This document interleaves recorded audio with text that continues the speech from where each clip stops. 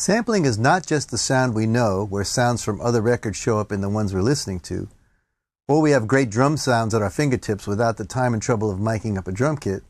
Sampling is the process that all analog to digital converters perform. The first samplers allowed us to trigger and re-trigger vocal sounds to create the effect that we now associate with 80s music. It's been going on ever since, with old familiar grooves showing up in newer records. But in a broader sense, sampling is the process that all digital audio converters use to turn music and sound into data that a computer can process. The earliest samplers did their job at a resolution of 8 bits and anywhere from 4 to 16 kilohertz. Eventually, the experts in audio and music business decided the rate for compact discs would be 16 bits and 44.1 kilohertz. This means that every tiny measurement, every sample of an audio signal had a length of 16 bits called the bit depth, and there would be 44,100 measurements or samples per second called the sample rate. All of these measurements added up to a string of data that was a very accurate representation of the original sound. At first, of course, only snippets of sound could be reproduced in this way, and creative composers and producers found a way to make these sounds appealing and fresh. It wasn't until the technology allowed sampling to reach a resolution of 16 bits and 44.1 kilohertz that digital audio could truly be called high fidelity.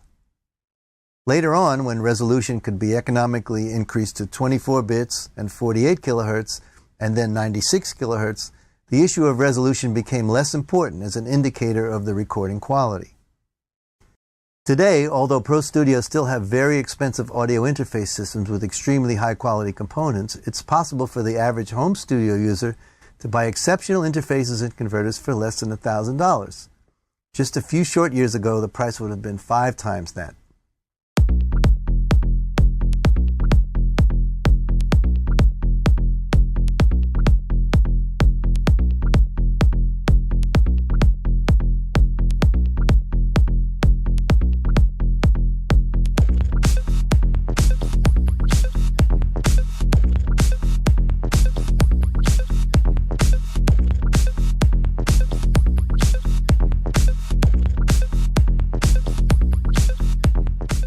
When someone refers to a sampler, of course, they're still usually talking about a sample player, which has certain capabilities distinct from a digital audio converter or a workstation.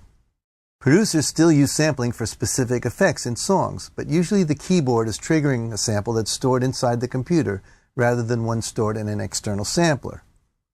Storage capabilities have improved, and memory capacity has expanded to the point that there's plenty of room on a typical internal hard drive to store and process all the triggered samples you could use in a production.